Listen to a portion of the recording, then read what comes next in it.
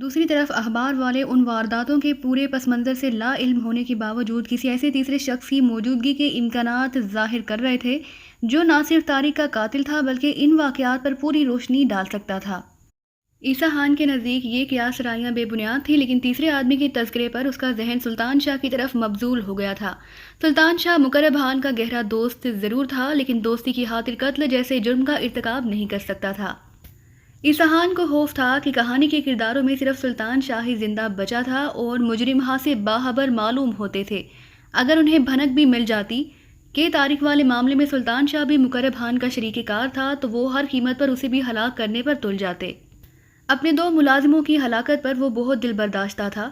سلطان شاہ بھی نامعلوم قاتلوں کا نشانہ بن جاتا تو شاید اس کی ساری ذہنی صلاحیتیں بھی جواب دے جاتیں اور وہ آسانی سے پولیس کی بے رحمانہ پوچھ گچھ میں پھنس جاتا۔ اس نے اخبار سمیٹتے ہوئے فیصلہ کیا کہ وہ سلطان شاہ کو سرحدی علاقوں کی طرف جانے والے پہلے ٹرک سے روانہ کر دے گا تاکہ وہ اپنے قبیلے میں کچھ عرصہ گزار کر قاتلوں کی دست بردار سے بچا رہ سکے۔ اس نے سلطان شاہ کے طلبی کے لیے کسی کو پکارا ہی تھا کہ اچانک فون کی گھنٹی بج اٹھی اور عیسیٰ خان نے ریسیور اٹھا لیا۔ دوسری طرف سے بولنے والے نے شاید عیسیٰ خان کی آواز پہچان لی، کیونکہ اس کے ہیلو کہتے ہی دوسری طرف سے ایک اجنبی آواز ابھری، مجھے ہر قیمت پر تیسرا آدمی درکار ہے عیسیٰ خان، اگر آج رات اسے میرے حوالے نہ کیا گیا تو میں تمہاری اینٹ سے اینٹ بجا دوں گا۔ کون تیسرا آدمی؟ اس بیلاگ اور دھمکی آمیز طرز تہاتف پر عیسیٰ خان جیسا مضبوط آدمی بھی بوکھلا کر رہ گیا۔ انجان بننے کی کوشش نہ کرو، تم اچھی طرح جانتے ہو کہ میں کس تیسرے آدمی کی بات کر رہا ہوں۔ لہجے میں درستگی پیدا ہو گئی۔ وہ سب اخباری ہرزہ سرائی ہے، عیسیٰ خان نے آخری کوشش کے طور پر سنبھالا لیا۔ اسی اثناء میں وہ آدمی دفتر میں گھس آیا تھا جسے عیسیٰ خان نے فون ریسیو کرنے سے پہلے آواز دی تھی۔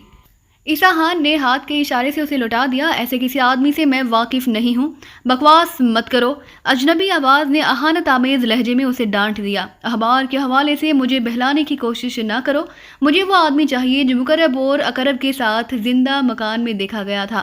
عیسیٰ خان کی پیشانی سے ٹھنڈا ٹھنڈا پسینہ پھوٹ پڑا اور وہ گہرا سانس لے کر بولا، وہ ہر معاملے سے لا تعلق ہے، تم ایسا کرو کہ ان دونوں کے ساتھ ایک بار وہاں جانے کے علاوہ اس کا کوئی کردار نہیں تھا، اس کے ہاتھ صاف ہیں، یہ سب میں خود معلوم کر لوں گا، تمہیں وکالت کی ضرورت نہیں۔ لیکن وہ یہاں موجود نہیں، کل رات پشاور لے جانے والے ٹرک کے ساتھ چلا گیا۔ عیسیٰ خان نے ڈھکوسا دیتے ہوئے دل کے ساتھ جھوٹ بولا۔ اوہ! فون پر اجنبی کی غضبناک وراہٹ ابھری، اسے پاتال میں بھی نہ چھوڑوں گا۔ نام کیا ہے اس کا؟ سلطان شاہ۔ عیسیٰ خان شکست خوردہ لہجے میں بولا، وہ میرے یہاں کلینر ہے۔ پشاور میں وہ کہاں مل سکے گا؟ پارٹی کا مال اتروا کر وہ اپنے گاؤں چلا جائے گا۔ پشاور میں اس کا کوئی ٹھکانہ نہیں۔ گاؤں کا نام کیا ہے یہ مجھے معلوم نہیں۔ اور عیسیٰ خان کے لہجے میں بلا کا اعتماد جھلک رہا تھا۔ میں نے اسے کسی کی سفارش پر ملازم رکھا تھا، بس اتنا معلوم ہے کہ اس کا تعلق سزدوئی قبیلے سے ہے، مثال اسی حوالے سے اس کا پتہ چل سکے گا۔ دوسری طرف سے بغیر کچھ کہے سلسلہ منقطع کر دیا گیا۔ عیسیٰ خان ریسیور کیبل پر پٹک کر گالیاں دیتے ہوئے اپنے ارد گرد پکارنے لگا، سلطان شاہ کو بلا۔ اردلی کی صورت دیکھتے ہی وہ دہاڑا اور پھر کرسی سے اٹھ کر کمرے میں بے چینی سے ٹہلنے لگا۔ چند منٹ بعد سلطان شاہ کاٹن ویسٹ سے اپنے ہاتھوں کی سیاہی پونچھتا ہوا دفتر میں داخل ہوا تو اس کے چہرے پر تحیر کے آثار دور سے پڑے جا سکتے تھے۔ عیسیٰ خان اسے اپنے پیچھے آنے کا اشارہ کرتے ہوئے کبھی بیٹھک میں داخل ہو گیا۔ سلطان شاہ چپنے چوکھٹ سے باہر اتار کر اندر داخل ہوا تو عیسیٰ خان دونوں ہاتھ کمر پر باندھے اس کی طرف دیکھ رہا تھا۔ کیا بات ہے خان بابا؟ اس نے بوکھلا کر تحیر زدہ لہجے میں سوال کیا، تم کچھ پریشان نظر آ رہے ہو، میری بات سن کر تمہاری بھی نیند اڑ جائے گی سلطان شاہ۔ عیسیٰ خان دھیمے مگر طنزیہ لہجے میں بولا، پہلے دروازہ بند کرو پھر میں بتاتا ہوں کہ تم نے مجھے کس مشکل میں پھنسا دیا ہے۔ سلطان شاہ دروازہ بند کر کے پلٹا تو عیسیٰ خان نے کہنا شروع کر دیا، اپنی غلطی کے نتیجے میں مقرب خان خود تو مارا ہی گیا لیکن اپنے ساتھ ہم سب کو بھی جیتے جی ایک عذاب میں مبتلا کر گیا۔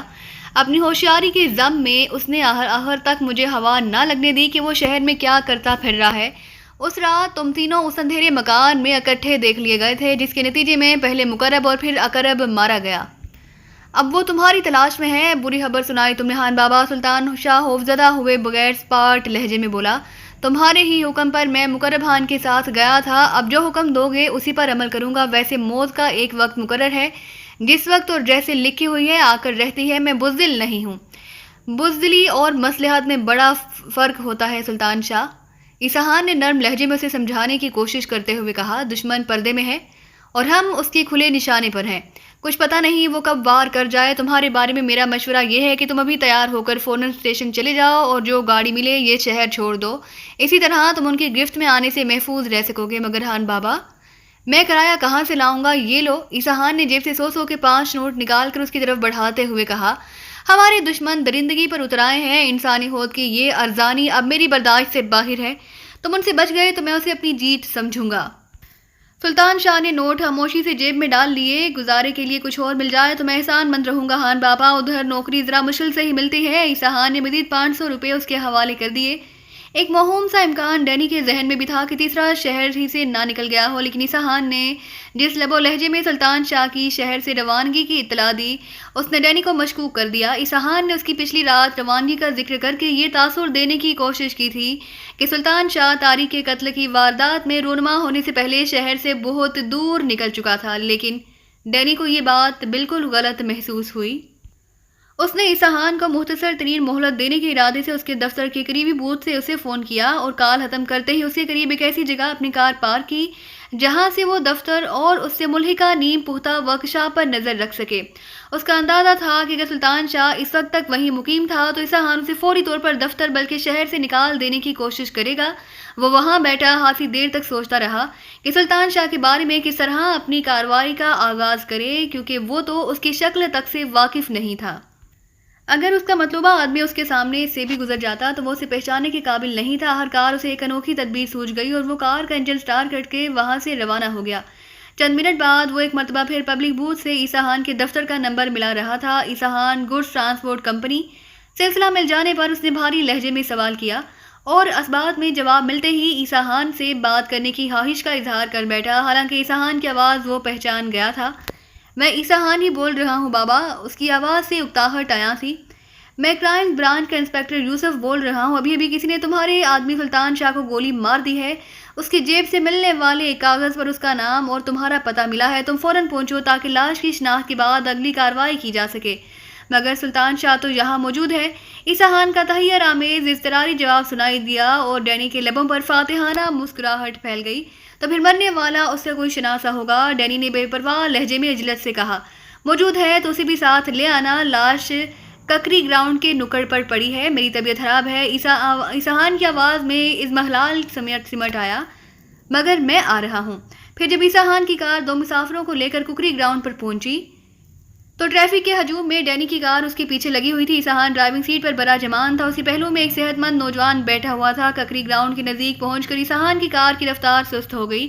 شاید وہ انسپکٹر یوسف کی بتائی ہوئی جائے واردار تلاش کر رہا تھا۔ پھر میدان صاف دیکھ کر شاید یک بیگ اس کی عقل ٹھکانے آئی اور اس نے اپنی کار تیز کر دی۔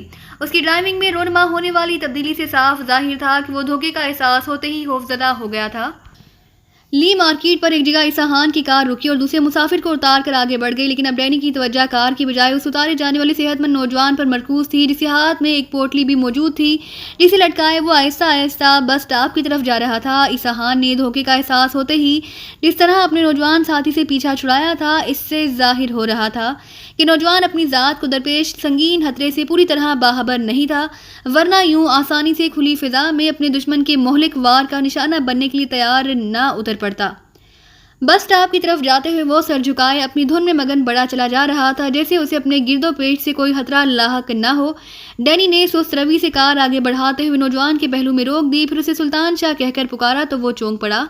ڈینی نے مسکراتے ہوئے اپنے برابر والی نشست کا دروازہ کھول دیا اور نوجوان کی حیرت کو نظر انداز کرتے ہوئے بولا، بیٹھ جاؤ، میں عیسیٰ خان کی طرح قدر ناشناس نہیں ہوں، پتھر اور ہیرے کا فرق جانتا ہوں۔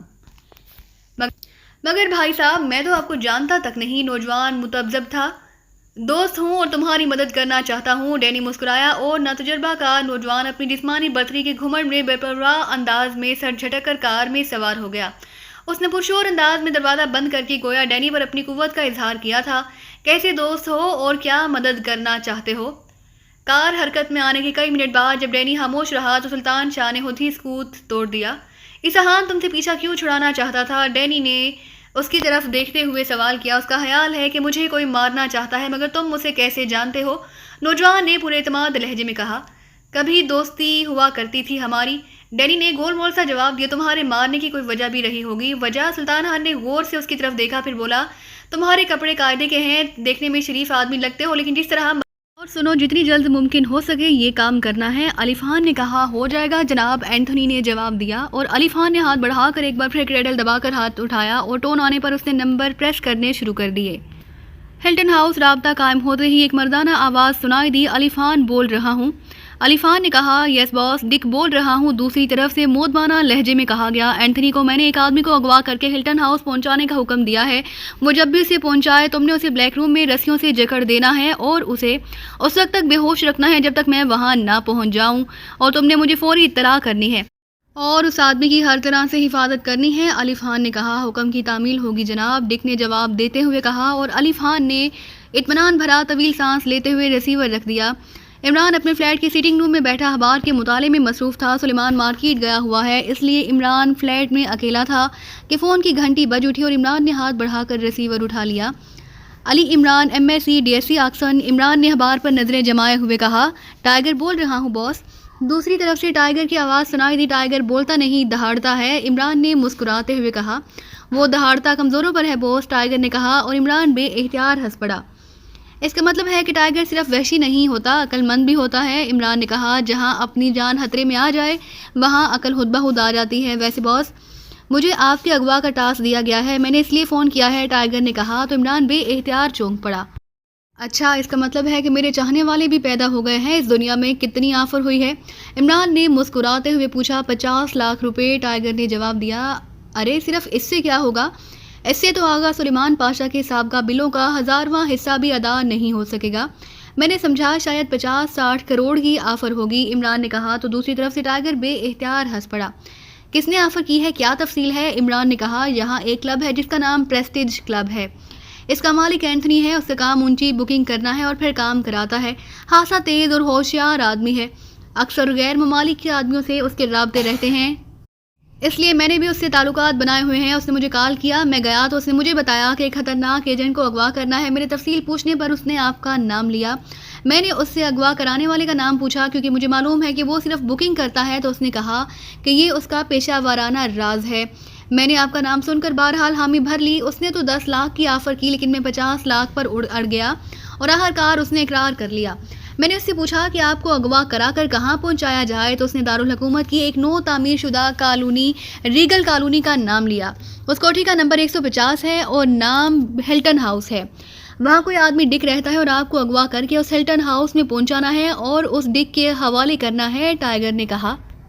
پھر تمہارا کیا پروگرام ہے؟ عمران نے مسکراتے ہوئے کہا، جیسے آپ حکم دیں، کہیں تو اینتھونی سے سب کچھ اگلوا لوں، میرا مطلب ہے کہ اغوا کرانے والے کا نام و پتہ، کہیں تو اس ڈک سے پوچھ گچھ کر لوں، جیسے آپ کہیں، ٹائیگر نے کہا۔ نہیں، مجھے اغوا کر کے وہاں جانا پڑے گا، اغوا کرانے والا شاید مجھ سے پوچھ گچھ کرنا چاہتا ہے، ورنہ وہ مجھے ہلاک کرنے کا مشن اس اینتھونی کو دیتا، اور اینتھونی کا تمہیں کام دینے کا مطلب ہے کہ کام کرانے والے کا تعلق زیر زمین دنیا سے ہے، اور یہی بات میرے لیے حیران کن ہے۔ اس لیے ٹھیک ہے، تمہارے 50 لاکھ روپے کے لیے مجھے اغوا ہونا پڑے گا، لیکن مجھے کیا ملے گا اس میں سے؟ عمران نے پوچھا۔ سارے ہی آپ کے نام سے میں رفاہی ادارے کو پہنچا دوں گا، ٹائیگر نے جواب دیا۔ ارے کہیں اپنے نام پر تو کوئی رفاہی ادارہ نہیں کھول رکھا؟ آج کل ٹیکس سے بچنے کے لیے بڑے بڑے لوگوں نے کاغذی رفاہی ادارے بنا رکھے ہیں، عمران نے کہا، تو ٹائیگر بے اختیار ہنس پڑا۔ آپ کو پہنچا دوں گا باس، ٹائیگر نے کہا۔ اچھا، کب تک کام کرنے کی حامی بھری ہے تم نے؟ عمران نے کہا، میں نے اینتھونی سے 2 روز کا وقت لیا ہے، اب آپ جب کہیں، ٹائیگر نے کہا۔ بس صرف 2 دن؟ اس کا مطلب ہے کہ کوئی اہمیت نہیں میری، میں نے تو سوچا تھا کہ تم نے اس سے 2-4 سال کی مہلت لی ہوگی۔ اوکے، پھر آ جانا، اب 2 دن کا کیا انتظار کرنا، عمران نے کہا اور ریسیور رکھ دیا۔ ابھی اس نے ریسیور رکھا ہی تھا کہ کال بیل کی آواز سنائی دی اور عمران چونک پڑا۔ ارے اتنی جلدی؟ عمران نے اٹھتے ہوئے کہا اور پھر تیز سے قدم اٹھاتا بیرونی دروازے کی طرف بڑھ گیا۔ کون ہے؟ عمران نے چٹھنی کھولنے سے پہلے اونچی آواز میں پوچھا، کیونکہ ظاہر ہے ٹائیگر تو اتنی جلدی نہیں آ سکتا، ہمارا تعلق ایک رفاہی ادارے سے ہے جناب، ہم امداد کے حصول کے لیے حاضر ہوئے ہیں۔ باہر سے ایک نسوانی آواز سنائی دی۔ واہ، ابھی مال پہنچا نہیں اور رفاہی ادارے والے پہلے پہنچ گئے، اسے کہتے ہیں کوئک سروس، عمران نے مسکراتے ہوئے کہا اور کنڈی ہٹا دی۔ باہر ایک نوجوان لڑکی اور ایک نوجوان لڑکا، اس کے ساتھ ہی ایک قدرے زیادہ عمر کا آدمی موجود تھا۔ لڑکی کے ہاتھ میں ایک رسید بک تھی، لیکن عمران کے چہرے مہرے اور ان کے لباس دیکھ کر بے اختیار چونک پڑا۔ آپ کا نام جناب علی عمران ہے؟ لڑکی نے مسکراتے ہوئے کہا۔ جی نہیں، میرا نام تو سلیمان ہے، میں تو عمران صاحب کا ملازم ہوں، آئیے اندر آئیے۔ عمران صاحب ابھی آنے ہی والے ہیں، عمران نے مسکراتے ہوئے کہا اور ایک طرف ہٹ گیا۔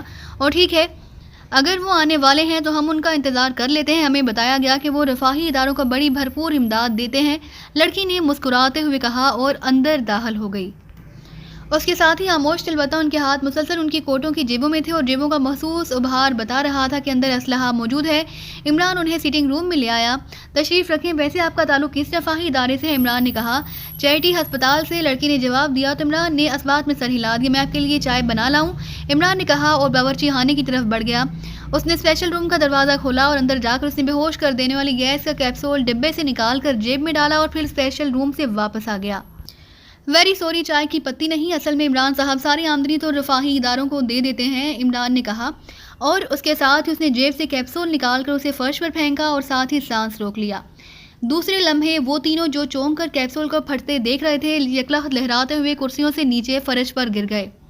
عمران مڑ کر کمرے سے باہر چلا گیا، اس کا رخ سٹور کی طرف تھا۔ جب سٹور سے وہ واپس آیا تو اس نے ہاتھ میں کلپ ہتھ کڑیاں پکڑی ہوئی تھی۔ اس نے کمرے میں آ کر ان تینوں کے ہاتھ اکب میں کر کے ان کے ہاتھوں میں ہتھ کڑیاں پہنا دیں اور پھر ان کی جیبوں کی تلاشی لینی شروع کر دی۔ ان تینوں کی جیبوں میں سائلنسر لگے مشین پسٹل تھے۔ اس نے اسلحہ نکال کر میز پر رکھا اور پھر ایک ایک کر کے اس نے تینوں کو کرسیوں پر بٹھا دیا۔ اسی لمحے کال بیل کی آواز سنائی دی اور عمران مڑ کر بیرونی دروازے کی طرف بڑھ گیا۔ کون ہے؟ عمران نے پوچھا۔ ٹائیگر ہوں باس۔ باہر سے ٹائیگر کی آواز سنائی دی اور عمران نے مسکراتے ہوئے کنڈی ہٹائی اور دروازہ کھول دیا۔ تم اب پہنچے ہو جبکہ رفاہی ادارے والے تم سے پہلے پہنچ چکے ہیں، عمران نے ایک طرف ہٹتے ہوئے کہا تو ٹائیگر بے اختیار چونک پڑا۔ کیا مطلب باس؟ کون پہلے پہنچا ہے؟ ٹائیگر نے حیران ہو کر کہا۔ وہ اندر داخل ہوا تو عمران نے دروازہ بند کر دیا۔ سیٹنگ روم میں موجود ہیں چیریٹی ہسپتال والے، عمران نے کہا اور سیٹنگ روم کی طرف بڑھ گیا۔ ٹائیگر کے چہرے پر حیرت کے تاثرات ابھر آئے تھے، لیکن سیٹنگ روم میں پہنچتے ہی وہ بے اختیار اچھل پڑا۔ اور راجر اور اس کا گروپ، یہ لوگ یہاں کیسے آ گئے؟ ٹائیگر نے حیرت بھرے لہجے میں کہا۔ تم انہیں پہچانتے ہو؟ عمران نے کہا۔ ہاں باس، یہ پیشہ ور قاتلوں کا ایک گروپ ہے، خاصی تیز لوگ ہیں، لیکن یہ تو کسی ایک پارٹی سے اٹیچ ہے۔ اس لڑکی کا نام ٹمی ہے اور یہ نوجوان مارٹن ہے اور یہ راجر۔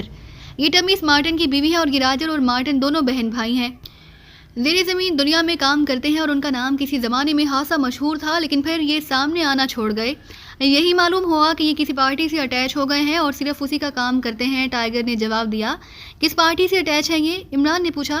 میں نے کبھی معلوم کرنے کی کوشش ہی نہیں کی کیونکہ ان کی کوئی ایسی اہمیت نہیں تھی کہ ان کے بارے میں تفصیلات معلوم کی جائیں، ٹائیگر نے کہا۔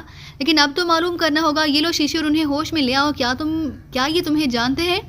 عمران نے کہا اور ساتھ ہی جیب سے ایک چھوٹی سی شیشی نکال کر ٹائیگر کی اور بڑھا دی۔ یہ شیشی دو وہ بے ہوش کر دینے والی کیپسول کے ساتھ اسپیشل روم سے لے آیا۔ ضرور جانتے ہوں گے باس، کیونکہ بہرحال ان کا تعلق بھی زیر زمین دنیا سے ہے، لیکن میری کبھی براہ راست ان سے بات نہیں ہوئی، ٹائیگر نے شیشی عمران کے ہاتھ سے لیتے ہوئے کہا اور پھر اس نے شیشی کھول کر باری باری تینوں کی ناک سے لگائی اور شیشی بند کر کے واپس عمران کی اور بڑھا دی، جو اب سامنے کرسی پر بیٹھ چکا تھا۔ چند لمحوں بعد باری باری ان تینوں نے آنکھیں کھول دیں، لیکن ابھی ان کی آنکھوں میں دھند سی چھائی ہوئی تھی۔